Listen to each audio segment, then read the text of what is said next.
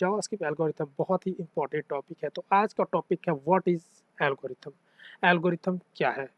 तो जैसा कि हमें मालूम है कि जावास्क्रिप्ट एल्गोरिथम एक काफ़ी इंपॉर्टेंट टॉपिक है। इंपॉर्टेंट टॉपिक होने के साथ-साथ ये एक ऐसा टॉपिक है जिसके बिना आप जावास्क्रिप्ट के एडवांस टॉपिक को प्रोसेस नहीं करा सकते हैं, एडवांस टॉपिक पे आगे नहीं बढ़ सकते हैं। साथ के साथ एडवांस लेवल की जो लाइब्रेरीज़ है जैसे रिएक्ट जेएस हो गया, नोड जेएस हो गया, एक्सप्रेस जेएस हो गया, एंगुलर जेएस हो गया या फिर व्यू जेएस हो गया, डोजो जेएस हो गया, ये बहुत सारी लाइब्रेरीज़ है जो कि आजकल मार्केट में बहुत ज़्यादा बूम मचाई हुई है। अगर ऐसे फ्रेमवर्क को आपको बहुत ही अच्छे तरीके से जानना है तो उसके पहले सबसे आपको कोर्स जानना बहुत ज़रूरी है और कोर में आता है एल्गोरिथम। आपको एल्गोरिथम जानना उससे भी कहीं ज़्यादा ज़रूरी है।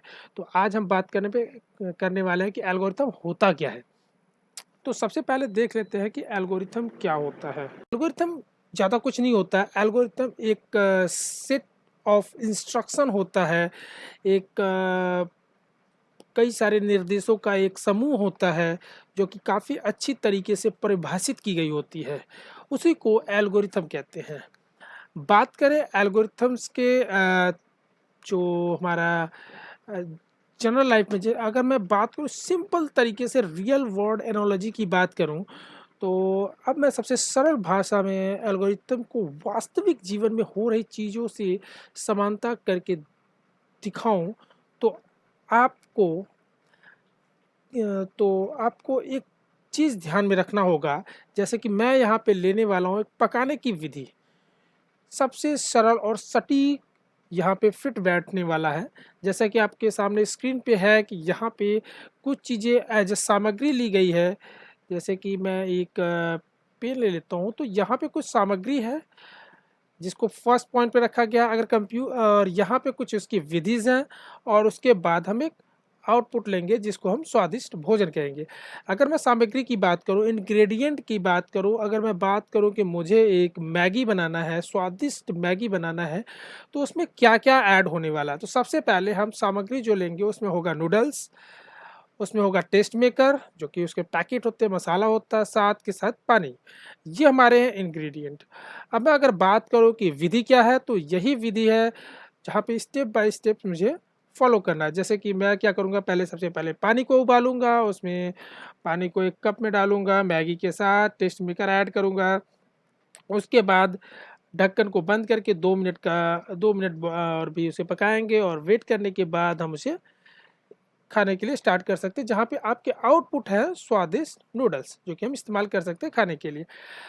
ये रहा आपका पूरा प्रोसेस जो एल्गोरिथम का है, ठीक है। इसमें क्या क्या हो रहा है, आपके पास सामग्री है, विधि है और आउटपुट है, स्वादिष्ट भोजन है।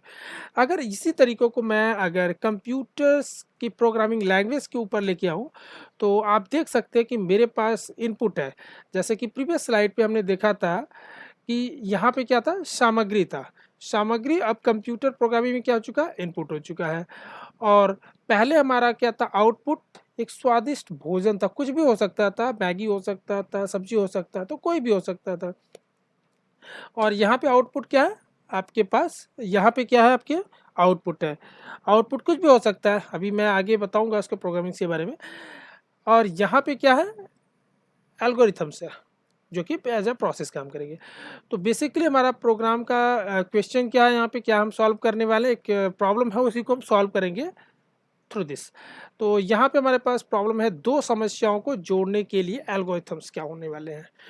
तो दो संख्याओं को जोड़ने के लिए हम इनपुट क्या लेंगे, सबसे पहले एक इनपुट लेंगे जिसे जैसे कि हमने वहाँ पे इंग्रेडिएंट लिया था, दो नंबर्स ए और बी लिया जिसकी वैल्यू है 5 एंड 6, और एल्गोरिथम हमने लगाया जिसमें दो नंबर को ऐड किया, मतलब सम किया प्लस साइन के थ्रू, और उसके बाद एक रिटर्न वैल्यू किया जो कि उसकी आउटपुट वैल्यू होगी। ये हमारा एल्गोरिथम है और यही आउटपुट आपका आउटपुट बन जाता है। तो बेसिकली यहाँ पे आप देख सकते हैं कि यहाँ पे हमने दो नंबर को जोड़ा है, दो नंबर को सबसे पहले लिया है, उसमें दो नंबर को जोड़ा है, उसके बाद हमने आउटपुट लिया। ये सारा वेल डिफाइंड है यहाँ पे। अब मैं थोड़ा सा आगे बढ़ूँ तो यहाँ पे मैं देख सकता हूँ कि विशेषताओं की बात अगर मैं करूँ कि एल्गोरिथम की क्या क्या विशेषता होती है, तो एल्गोरिथम का मतलब होता है कि अच्छी तरीके से परिभाषित हो। उसमें क्या क्या होना चाहिए, इनपुट होना चाहिए, आउटपुट होना चाहिए। साथ के साथ उसके प्रत्येक चरण जो हमारा बेसिकली प्रोसेस है, उसके प्रत्येक चरण काफ़ी साफ और स्पष्ट होने चाहिए। उसके बाद ये लैंग्वेज, अगर मैं प्रोग्रामिंग की बात करूँ तो लैंग्वेज इंडिपेंडेंट होनी चाहिए। मतलब अगर मैं जावा में कोड कर रहा हूँ तो भी ये लॉजिक काम करना चाहिए, एल्गोरिथम्स। अगर मैं जावास्क्रिप्ट में काम कर रहा हूँ तो भी काम करना चाहिए, अगर मैं डॉट नेट के साथ काम कर रहा हूँ तो भी काम करना चाहिए, अगर मैं पाइथन के साथ काम कर रहा हूँ तो भी काम करना चाहिए। ये आपका लैंग्वेज इंडिपेंडेंट होता है। अगर मैं बात करूँ एल्गोरिथम्स क्यों सीखना चाहिए, क्यों ज़रूरी है हम लोगों के लिए, तो एज अ डेवलपर के रूप में आप देख सकते हैं कि अगर मैं किसी समस्या, जैसे कि आप उन समस्याओं का अभी थोड़ी देर बाद आगे जब मैं प्रोसेस करूँगा उसमें कोई बहुत सारी ऐसी समस्या होंगी, जैसे मैं एक एप्लीकेशन बनाऊँ तो उसमें बहुत सारी समस्या हो सकती है। उन समस्याओं का आप सामना करते हैं और उन सब समस्याओं को हल करने की ज़रूरत भी होती है। जो अगर एल्गोरिथम नहीं जानते हैं तो आप उन समस्याओं को हल नहीं कर सकते, जो कि ज़रूरत थी।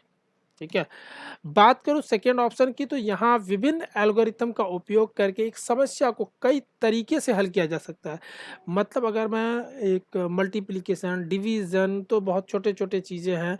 अगर मैं कहूँ कि यहाँ से मुझे दिल्ली से मुंबई जाना है, एक रास्ता ढूंढना है, तो एक एल्गोरिथम लगाऊंगा रास्ता ढूंढने का, तो उसके कई सारे रूट निकल सकते हैं। तो बेसिकली उसके डिफरेंट डिफरेंट लॉजिक लगाएंगे, उसके लॉजिक के बेस पे डिफरेंट डिफरेंट रूट निकाला होगा।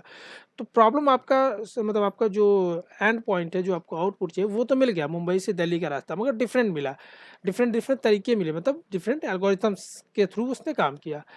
बात करते हैं अगले पॉइंट्स की, तो यहाँ पे अगर मैं बात करूँ कि इसकी इफ़िशियंसी की, इसकी स्पीड की, और भी बहुत सारे इसके फैक्टर्स होते हैं, उनकी अगर मैं बात करूँ तो यहाँ पे प्रत्येक एल्गोरिथम अपने आप में एक डिफरेंट तरीके का ट्रेड ऑफ के साथ काम करता है। तो ये रहा हमारा एल्गोरिथम्स। अब मिलते हैं नेक्स्ट क्लास में, जहाँ पे हम बिल्कुल एल्गोरिथम्स का इस्तेमाल करने वाले हैं और इसकी इफ़िशियंसी, स्पीड्स के ऊपर हम डिस्कस करने वाले हैं। सो मिलते हैं नेक्स्ट वीडियो में।